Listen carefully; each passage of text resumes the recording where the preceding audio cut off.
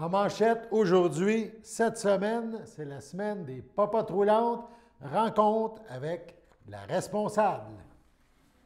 Bonjour à tous et bienvenue à votre bulletin d'information sur les ondes de CTRB, votre télévision locale et régionale. Aujourd'hui, 22 mars, on débute avec une nouvelle qui touche beaucoup de monde. Cette semaine, c'est la semaine des popotes roulantes. Le Centre d'action bénévole d'Autrey, le CABA, offre le service de la popote roulante dans la région depuis plus de 25 ans. C'est à souligner. Le service est offert 3 fois par semaine, soit le lundi, le mercredi et le vendredi. Le service de popote roulante et de maintien à domicile est offert à toute la population desservie par le Centre d'action bénévole, donc le Centre d'action bénévole d'Autrey. Cette semaine, CTRB a rencontré la responsable de la popote roulante. Elle nous parle de ce service. Il s'agit de André Hannen. On l'écoute. Bonjour Andréane. Bonjour. Ça va bien? Oui, ça va bien. Tu es la coordonnatrice, la responsable de la cuisine pour la popote roulante, justement, au Québec. Tu es arrivée en pleine pandémie, tu n'as pas eu le choix, ça a commencé, et tu es partie de quelqu'un qui avait un restaurant, qui faisait de la cuisine commerciale, à une popote roulante. Oui. Comment ça s'est vécu, on pourrait dire? Je ne dirais pas le choc, mais tu sais, la transition. La transition, ben oui, c'est sûr que moi, je suis arrivée, là, comme c'est ça, le jour 1, je suis arrivée le 20 mars, je pense, ou en tout cas, le jour 1 de la crise de la pandémie. La transition entre la restauration, mais ça faisait déjà un petit moment là, que j'avais quitté quand même le milieu. C'est sûr que, comment dire, mais c'est relativement semblable.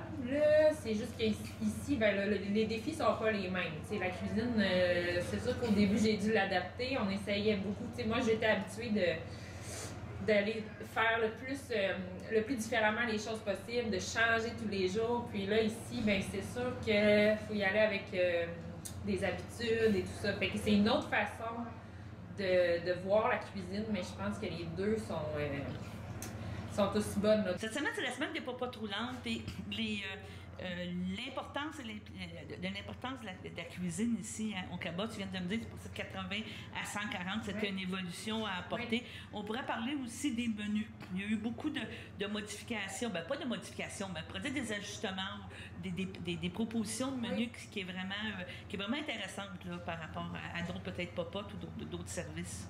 Bien, ici, c'est sûr qu'on a la chance d'avoir notre cuisine à nous, donc c'est plus facile.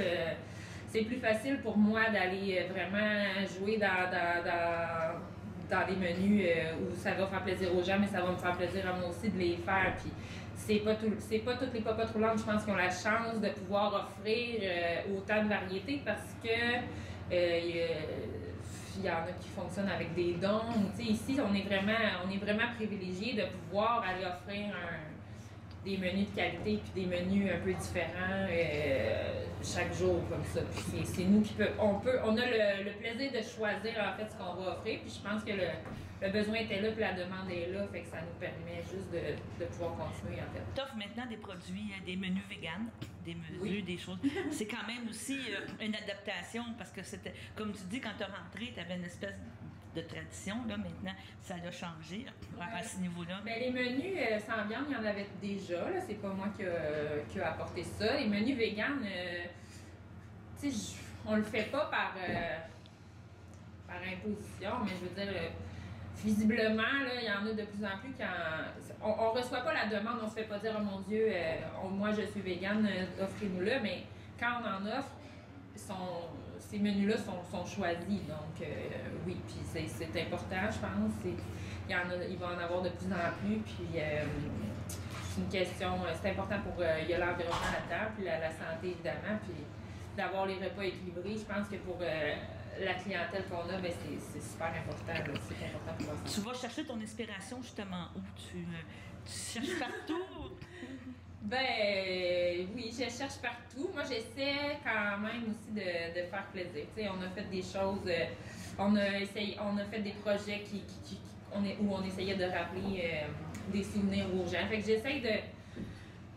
j'essaye de varier entre le plat traditionnel qui va leur rappeler des souvenirs d'enfance, puis des choses qui vont leur permettre de découvrir des nouveaux produits aussi. Donc, ton implication, l'importance des popotes roulantes, c'était vraiment... c'est vraiment valorisant. Aujourd'hui, tu as vraiment apprécié. On sent vraiment qu'on est utile, en fait. Puis c'est ça, comme je disais, la demande, elle est là, puis le besoin est là aussi. Donc, oui, c'est valorisant de pouvoir participer. Vous offrez aussi des produits connexes. Là, j'ai vu, tu as même ajouté des biscuits au gingembre pour le prochain pour le prochain menu. Encore là, on pourrait dire c'est une diversification qui est intéressante parce que ça te permet d'offrir d'autres choses. Bien, c'est ça. Mais ici, on peut... on a une bonne équipe aussi. Comme je disais tantôt, on est rendu 4, parfois 5 en cuisine. Donc, puis les gens qui sont ici sont très, très impliqués. Fait que ça peut permettre d'aller rajouter des choses comme ça. Puis, ben, je pense que la clientèle va aimer ça aussi, d'avoir parfois des changements parce que c'est ça. C'est ça. Donc, on rappelle que c'est 3 fois par semaine, c'est bien ça. Exactement. Lundi, mercredi, vendredi. Et on peut commander là, au CABA. On peut commander en appelant ici au CABA. Puis, Julie amène souvent les informations aussi sur le site web. Donc, oui, on peut toujours commander ici. Okay. Tantôt, on a parlé des menus, que tu avais des menus connexes. On peut-tu aussi dire, peux-tu nous spécifier à qui s'adresse vraiment la popote? Ben, à qui s'adresse la popote? Bon. Bien, ici, le service, le CABA, en fait, va offrir un service c'est du maintien à domicile pour les personnes âgées. Donc, les gens qui sont à la maison, qui ont le besoin d'avoir des repas, peuvent en commander. Mais la différence, peut-être ici avec la popote roulante du Cap-d'Autrey, ben, c'est que ça s'adresse aussi à tout le monde. Donc, toute la population peut commander les repas. Puis, ben, nous, dans le fond, ça nous permet de varier encore plus. Évidemment, plus on a une offre importante, mais plus on peut se permettre d'en offrir. Donc, c'est un peu... Puis maintenir un prix aussi qui est très abordable. Maintenir un prix qui est abordable, ça, je pense que c'est important. Puis ça va devenir un défi là, de plus en plus. Là, évidemment, on en entend parler de plus en plus. Donc, oui, c'est sûr que plus on a un grand bassin de clients, d'usagers, de clientèle, mais c'est sûr que oui, il ne faut pas se le cacher, ça va permettre de maintenir un prix qui est bas. Bon, ben, je te remercie, Andréane, puis on se reparle. Oui, merci. Vous aviez compris au début, on parlait d'André-Anne. Peut-être le saviez-vous, peut-être le saviez-vous pas. Hier, le 21 mars, c'était la Journée québécoise des allergies alimentaires. Celle-ci fut décrétée en 2000, à l'année 2000, par le ministère de la Santé et des Services sociaux afin de sensibiliser la population du Québec à l'importance du phénomène. Nous avons rencontré à ce sujet Dominique Seigneur. On écoute l'entrevue. Je suis en compagnie de Mme Dominique Seigneur. Bonjour, Mme Dominique, Mme Seigneur. Et aujourd'hui, c'est la Journée québécoise des allergies alimentaires et vous représentez, entre autres, l'organisme Allergie Québec, c'est bien ça? Je dis le bon terme, qui est un organisme... C'est ça. Donc, c'est un organisme qui existe depuis plus de 30 ans. Vous m'avez dit. C'était quoi à l'origine cet organisme-là? Bien, ça a toujours été un organisme à but non lucratif. Puis au départ, c'était moins structuré. C'était des mamans qui s'étaient rassemblées, puis qui essayaient de trouver des services, puis créer une banque d'informations pour les autres mamans qui avaient des enfants allergiques. Ça, il y a une trentaine d'années, ça commençait vraiment les allergies alimentaires à devenir de plus en plus connues. On parlait beaucoup d'allergies aux arachides, aux noix. Mais là, depuis 30 ans, ça a évolué. Maintenant, on se retrouve avec au moins 10 allergènes prioritaires là, qui sont identifiés, entre autres, par Santé Canada. Puis, c'est en croissance. Il y a beaucoup de gens qui vivent avec des allergies alimentaires. C'est 300 000 personnes au Québec. Donc, Allergie Québec est resté un OSBL, mais structuré. On a des gens à la permanence, des nutritionnistes, on a un conseil d'administration, un comité scientifique. Donc, on est vraiment en mesure d'offrir de l'information et des services gratuits à tous les gens qui vivent avec des allergies. Est-ce que, justement, les allergies, on les détecte de plus en plus rapidement pour s'aider? Un bébé naissant, est-ce qu'on peut déjà savoir s'il va avoir des problématiques ou non? Tantôt, vous me parliez on parlait d'hérédité, de transmission, de génétique et tout. Est-ce que déjà là, si tu sais que tu es allergique aux œufs, à certains produits, tu vas faire des tests tout de suite à la naissance pour savoir si ton enfant peut être allergique? Bien, c'est génétique. Alors, comme vous dites, là, ça se transmet à travers des gènes. Ça peut être un gène, par exemple, les parents qui ont de l'asthme ou de l'eczéma, des rhinites allergiques, qui sont allergiques aux animaux, aux acariens, à la poussière, des allergies saisonnières. Ça fait tous des terrains très fertiles pour développer, entre autres, allergies alimentaires. Ça ne veut pas dire que ça va arriver, mais ça s'explique. Puis, on ne peut pas tester un enfant dès sa naissance, voir s'il est allergique à un produit. Puis c'est pas parce qu'un parent est allergique aux noix que l'enfant va l'être nécessairement. Okay. Mais il faut attendre d'avoir consommé l'aliment. Puis c'est ça qui peut être stressant pour les parents parce que l'Association canadienne de pédiatrie recommande d'introduire les aliments solides entre 4 et 6 mois. Donc là, on fait notre petite introduction, on essaie de respecter le 3 jours. Bon, il y a toute une procédure à suivre quand on intègre ça. Chez une famille atopique, là, chez qui on sait qu'il y a un risque d'allergie, bien, on y va vraiment doucement, on prend des notes, on regarde si l'enfant réagit, entre autres, de façon cutanée, s'il y a un inconfort, s'il y a des vomissements, de la diarrhée, etc. Il faut vraiment rester aux aguets. Donc, une fois qu'on a introduit 2-3 fois un aliment, habituellement, ça va bien. Ça ne veut pas dire qu'il ne réagira jamais, mais au moins, on a passé le cadre de la première introduction. Si, exemple, en mangeant des œufs, l'enfant s'est mis à plaquer, on arrête tout de suite, on prend un rendez-vous chez un allergologue. Les allergologues sont tous couverts par la RAMQ, ils travaillent tous là, sous le système public. Puis là, ben, on attend notre tour, puis on va faire des tests une fois que l'aliment a été introduit. On ne peut pas tester s'il n'a jamais été mangé. Le système immunitaire, il ne réagira pas. Sur ce, passons à la pause. Le samedi matin, dès 9h30, nos téléspectateurs sont invités au Super Bingo télévisé diffusé de nos studios de Berthierville. Depuis maintenant une vingtaine d'années, plusieurs adeptes de la télévision régionale se sont partagés un montant de 600 $ disponible chaque semaine lors de cette joute de bingo télévisé. Un animateur et 3 bénévoles se succèdent à la caméra dans le but de vous faire passer une petite heure agréable et payante le samedi matin. On peut se procurer les cartes de jeu chez les dépositaires autorisés participants, c'est-à-dire à Berthierville, le dépanneur Formule 1 rue Gilles Villeneuve, le marché IGA Extra sur la rue Gabrielle-Brissette, le marché Métro rue Notre-Dame, la pharmacie Proxime rue Frontenac, le garage Pétroté sur la rue Gilles Villeneuve et à Saint-Ignace-de-Loyola, le marché Aldo rang Saint-Michel, le dépanneur Le Magasin Esso sur le chemin de la Traverse. C'est un rendez-vous tous les samedis matins à 9h30 sur les ondes de CTRB, votre télévision régionale et communautaire.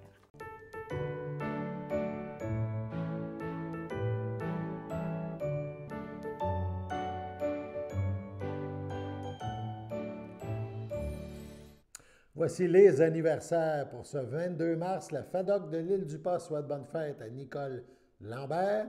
Les filles d'Isabelle de Berthier souhaitent un heureux anniversaire à Maude Skelling. Et l'Association des personnes handicapées du secteur Berthier souhaite bonne fête à Jean Champagne.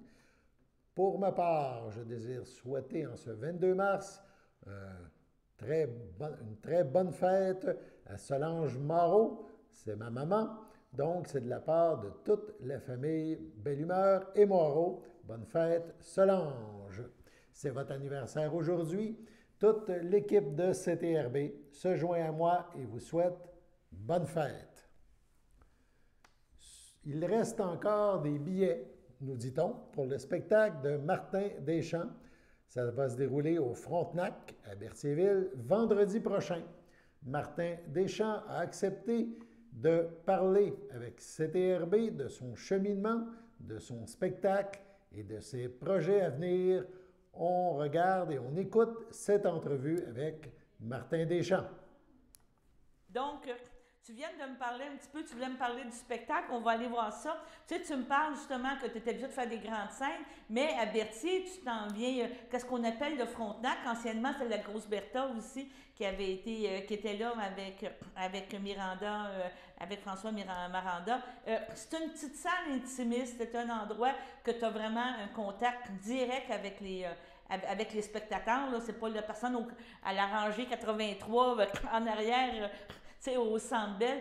Comment tu vis ces spectacles-là? Pour toi, c'est important? Ben oui, premièrement, tous mes spectacles sont importants pour moi. Premièrement, je m'amuse beaucoup. Que ce soit devant des milliers de personnes ou devant quelques dizaines de personnes, il y a toujours une belle énergie. Le contact est là. Puis quand on parle de shows plus intimes comme ça, ben souvent j'ai l'occasion de parler un peu plus de ma vie, puis de moi, puis de faire des beaux échanges avec le public. J'ai mon ami Joe Verdon de Joliette qui va être avec moi. On est donc un duo acoustique pour les 2 soirs-là, 25 et 26 mars au Frontenac. Et puis, ben c'est ça, c'est vraiment un show qui se veut partage avec le public. On fait des chansons de mon répertoire, on fait aussi des chansons qui m'ont toujours animé, des chansons qu'on dirait que j'ai toujours su depuis ma tendre enfance.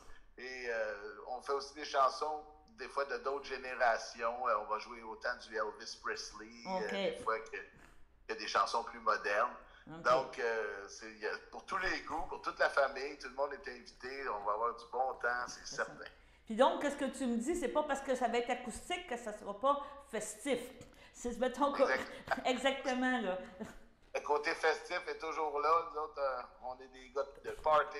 On est des gars qui aiment ça, mettre le party dans la place. Donc, oui, il y a des moments qui sont plus doux dans le show, mais il y a aussi des moments où les gens peuvent même danser. Là.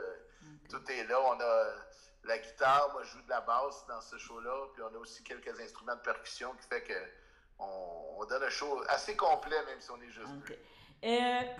En terminant, je sais que c'est toujours le sujet que tout le monde t'en parle, mais on n'a comme pas le choix d'en parler. Tu as vécu ça comment, la pandémie?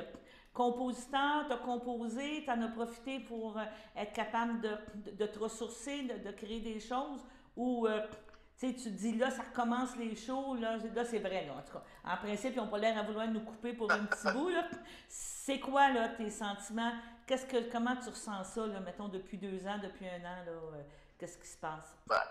Il faut que je vous explique que moi, j'étais en pleine tournée qui était probablement une de mes plus belles tournées que j'ai faites dans ma vie parce que j'avais plein de beaux invités sur le show. J'avais une compagnie qui m'aidait aussi à mettre ça en branle.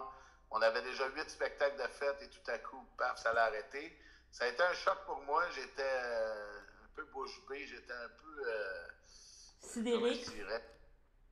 J'étais bouleversé, en tout cas. Ouais. Puis, m'a pris quelques semaines avant de me shaker puis de dire, bon, ben la vie continue. Puis c'est là que je me suis mis, à écrire d'autres chansons. Et puis, j'ai aussi, pendant la pandémie, appris à faire de l'animation en dessin, parce que je suis un graphiste de formation. Au cégep, j'avais étudié l'illustration, le graphisme. Et là, je me suis retrempé là-dedans avec l'aide de mon iPad puis mon crayon ici. OK, oui. Qui est jamais bien loin. Et puis, j'ai fait un vidéoclip sur une des nouvelles chansons que j'ai composées, Village fantôme, qui parlait évidemment après 8 heures au Québec, on pouvait pendant le couvre-feu. Donc, c'est un regard humoristique là-dessus, justement, parce que moi, je suis un gars qui essaie de dédramatiser les choses, même si les gens ont vécu des choses très intenses, très dramatiques pendant la pandémie. Et puis, tranquillement, on a quand même tiré notre épingle du jeu. Aussitôt qu'on avait l'occasion de pouvoir faire un spectacle, c'était soit en Zoom ou soit en présentiel, pas de public, ou filmé. On a vraiment travaillé fort pour garder le spirit, garder la machine en marche. Ça a fait qu'on a tous pu travailler un peu, puis garder l'espoir surtout. Ouais. Et puis, là, de nos jours, on pense que l'espoir est vraiment là. On a une lumière au bout du tunnel. Et on a une belle année de spectacle 2022. Bon. Alors, là, c'est fantastique. Puis, ça recommence justement avec le Frontenac.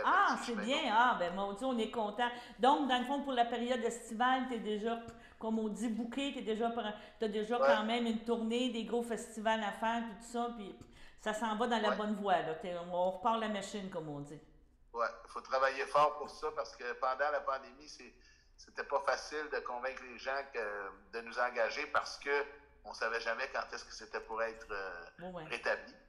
Mais là, on sent qu'il y a une volonté de la part de tout le monde de revenir à la normale. Puis autant pour les diffuseurs de spectacles, les gens dans les festivals et tout ça.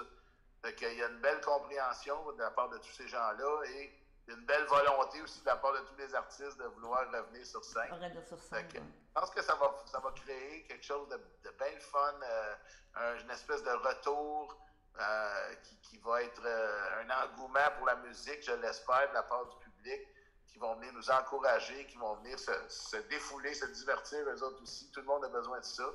Puis on sait que la musique, les musiciens, on n'était vraiment pas un service essentiel pendant la pandémie. Je pense qu'on réussit à faire beaucoup de bien à beaucoup de monde. Et puis ça, ben, je pense que c'est un service essentiel. Oui. Bien, je pense qu'il y a une question d'équilibre puis d'être capable de sortir, là, comment je peux dire ça, il y a eu beaucoup de morosité, il y a eu beaucoup, je pense que les derniers 4-5 mois ont été pires que toute la première fois parce qu'on vivait d'espoir, tandis que là, on était tous tannés, que je pense que les spectacles comme le tien en fin de semaine, ça va mettre de la vie, ça va faire du bien, les gens vont pouvoir se défouler. En tout cas, c'est ça qu'on souhaite pour en fin de semaine. C'est ça. Bon, ben je te remercie, Martin, qu'on rappelle qu'il reste des billets, entre autres, pour le 25. Le 26 est complet. Je peux déjà te dire ça, mais le 25, il reste encore des places. Donc, on te souhaite un bon spectacle au Frontenac à Berthier. Un grand merci. J'espère que ça va être complet aussi le 25. Ça devrait. Puis, je vous attends, ça va être tout un party. D'accord, ben je te remercie, Martin. Merci, bye-bye. Merci à toi, salut. Salut. Pour réserver des billets pour le spectacle du 25, 4508-366630,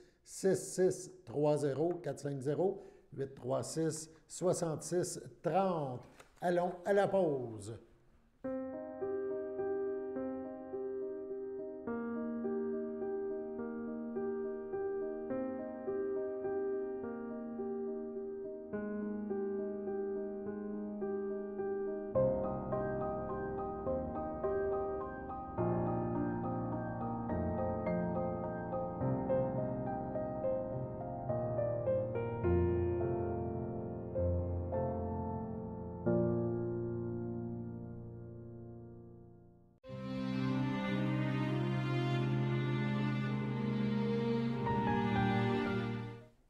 Au CHDL Saint-Charles-Borromée, le 4 mars, à l'aube de ses 90 ans, est décédée Mme Irène Blais, épouse de feu Jean-Jacques Couturier, demeurant à Lanoret. La défunte laisse dans le deuil ses enfants, Francine Couturier, feu Denis Piette, André Couturier, Élise Roch, Suzanne Couturier, Sylvain Chandonnet, Sylvain Couturier, Francine Gravel, ainsi que plusieurs neveux, nièces, autres parents et amis. La famille accueillera parents et amis à l'église de Lanoret le 26 mars, samedi. Dès 13h, suivront les funérailles ce même jour, donc le samedi 26 mars, à 14h à l'église de Lanoret. Au CHSLD Le Château à Berthier, le 7 mars, à l'aube de ses 87 ans, est décédé M.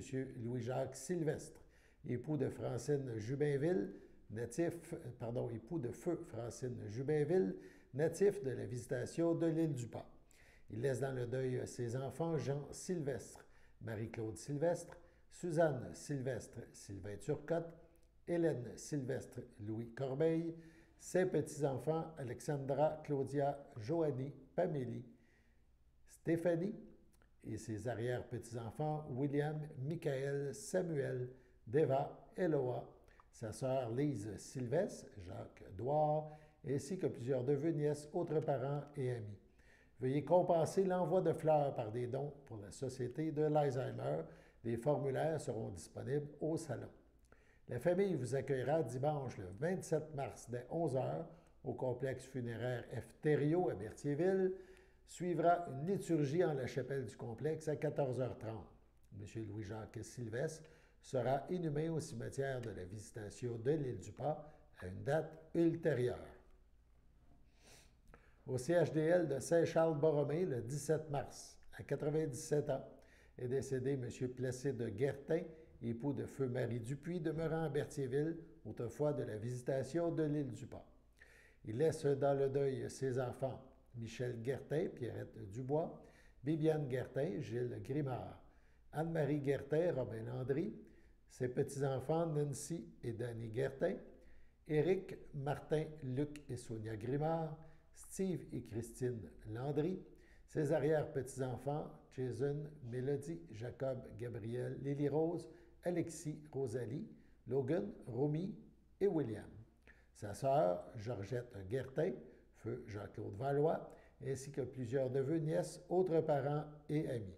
Une cérémonie aura lieu en toute intimité le dimanche 3 avril sur invitation seulement. M. Guertin sera inhumé au cimetière de l'île du Pas à une date ultérieure. Au CHDL de Saint-Charles-Borromée, le 8 février, à 75 ans, est décédé M. Roger Carrier, retraité de la Sûreté du Québec, époux de Lise Lévesque, demeurant Saint-Gabriel de Brandon, autrefois de Berthierville. Il laisse dans le deuil, outre son épouse, ses fils Nicolas Carrier, Martine Grégoire, Mathieu Carrier, Marie-Ève Robitaille, ses 3 petits-enfants, Frédéric, Émilie et Sarah. Ses sœurs, Gisèle et Claudette Carrier, ainsi que les membres de la grande famille Lévesque et plusieurs neveux, nièces, autres parents et amis. Veuillez compenser l'envoi de fleurs par des dons pour la Société canadienne du cancer, dons qui seront acceptés à l'Église. La famille vous accueillera le samedi 9 avril en l'Église Sainte-Geneviève de Berthier dès 13 h. Suivront les funérailles à 14 h. M. Roger Carrier sera inhumé au cimetière Entrelacs à une date ultérieure en toute intimité. Au CHDL de Saint-Charles-Borromée, le 9 mars à 93 ans, est décédé M. Hubert Clément, époux en première noces de feu Lise Michaud et conjoint de Thérèse Roy, demeurant à Saint-Barthélemy. Il laisse dans le deuil, outre sa conjointe, ses enfants, Nicole Clément, Normand Moreau, René Clément, André Bordelot, Michel Clément, Jean-Marc Lupien, Mario Clément, Suzanne Brault, ses 3 petits-enfants, Jim Savignac, Jean-Pierre Clément et Geneviève Clément, son arrière-petite-fille, Jeanne Savignac, sa sœur et ses belles-sœurs, Thérèse Clément, feu André Messier, Ghislaine Lemire, feu Gérald Clément, Georgette Massé, feu Bertrand Clément, Claire Fafard, feu Jean-Guy Michaud, ses belles-filles, Micheline Massé, Guy Gauthier, Guylaine Massé, Guy Branchot, ainsi que plusieurs neveux, nièces, autres parents et amis. La famille vous accueillera samedi le 9 avril dès 10 h au complexe funéraire Thériault à Berthierville. Suivra une liturgie en la chapelle du complexe à 14h30. Sur ce, passons à la météo.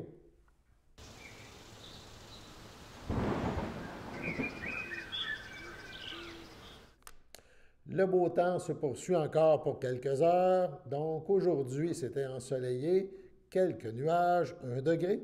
Ce mardi soir, ciel généralement dégagé, -2, c'est les prévisions. On parle de ressenti de -7. Cette nuit, le ciel sera toujours dégagé, -6, ressenti -10. C'est quand même frisquet.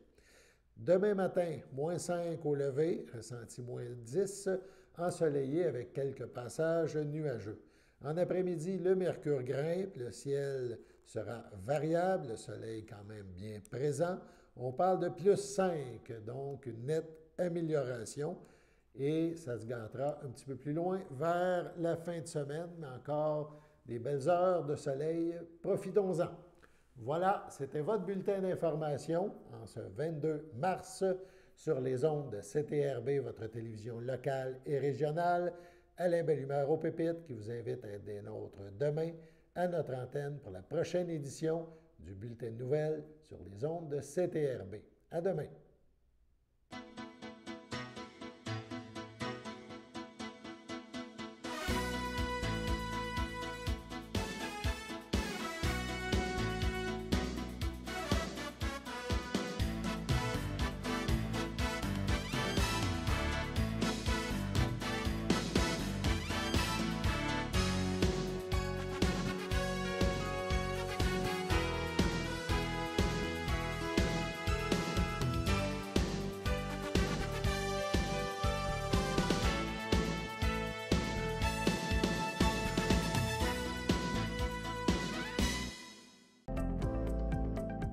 Les télévisions communautaires autonomes du Québec, ce sont les télévisions les plus importantes parce qu'elles sont proches de la communauté.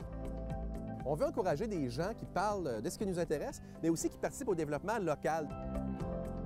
Mais c'est fini le temps là, où on allait lire une affaire qui a été écrite avant hier au bout du monde. Non! Tu veux savoir ce qui se passe chez vous? Bien, ma télé préférée, c'est la télé autonome communautaire. C'est ici que ça se passe.